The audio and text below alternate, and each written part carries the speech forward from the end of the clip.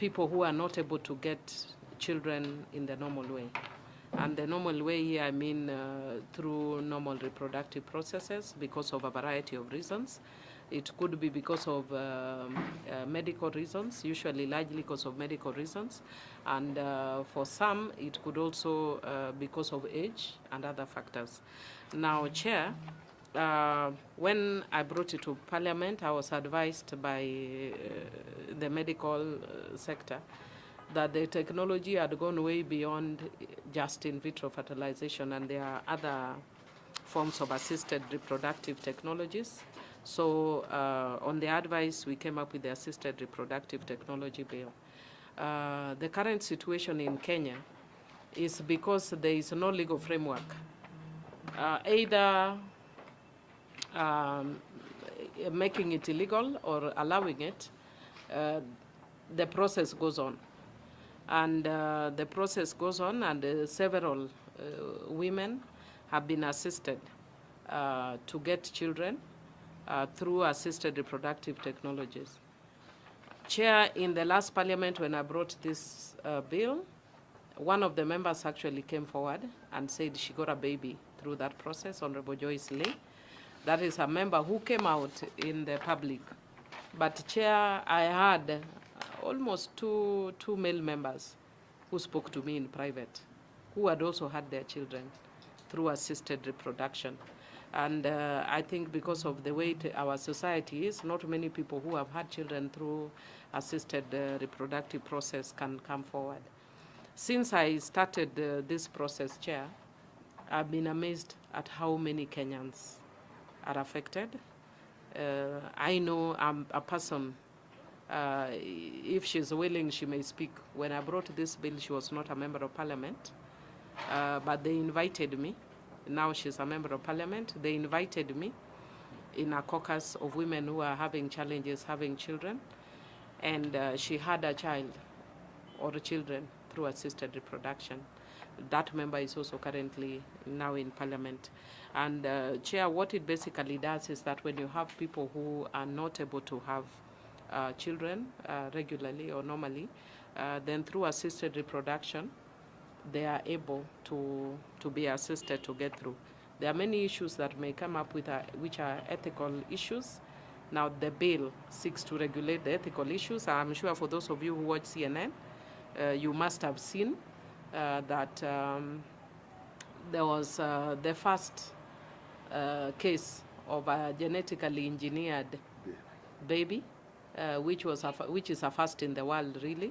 And even the doctors were raising ethical issues around the genetically engineered baby. Now, this bill precludes such instances in Kenya, even though I'm sure the medical fraternity will have to discuss it at a later date. But I think for us as a country, we may not have reached a level that we want to go into that genetical engineering of children. And for the one that was reported on CNN, it was they genetically engineered the baby so that they cannot get HIV and AIDS. For Kenya, it has, I wouldn't call it genetic engineering because all it does is to get sperms from either a donor and eggs from one of the parents or donors in both instances. And it is then used by the people or the parents to be. Chair, there are also instances where then you have, they borrow a womb. And we have had cases where people borrow wombs and they have challenges later because when somebody carries a baby for 9 months, they become used to the baby and they don't want to let go, and sometimes it is not really even biologically their child. They were only basically assisting. And several cases have gone to the High Court, and the court said that there is no legislative framework to deal with this kind of cases, and urged Parliament to come with a legislative framework to deal with issues of surrogate mothers, so that all the cases are not then taken to court.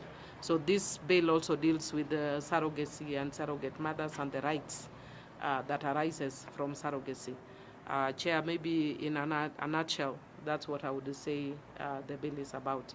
So yes, I know there are issues that may arise in relation to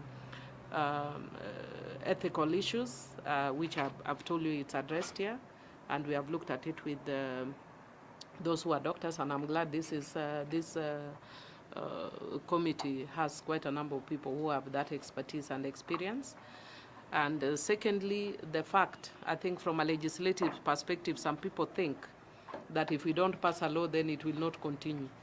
From a legislative perspective, if you don't pass the law, it will continue. It just will not be regulated, because right now, the last time I met this caucus of women who are struggling with childlessness, one of them told me that for every round of process she undertook, she paid in Kenya 300,000, and she had done about 3 of them, so she'd spent about $1 million. Went to South Africa, spent almost another $1 million, and carried the children for about 6 months, lost the children, then went through another round.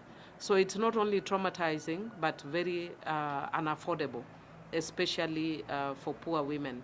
I went around my own constituency and found several very poor women that are unable to access this process because it's extremely expensive and out of reach for poor women. So it is a process that, as things stand now, is only accessible to the rich. They'll either go and do it out of the country, or will do it within this country.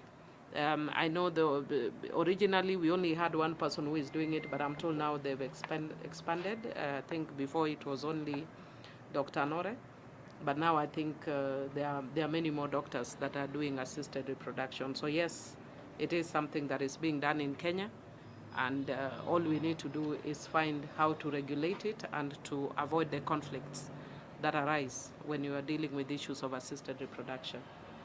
Thank you, Chair. If you just take us through the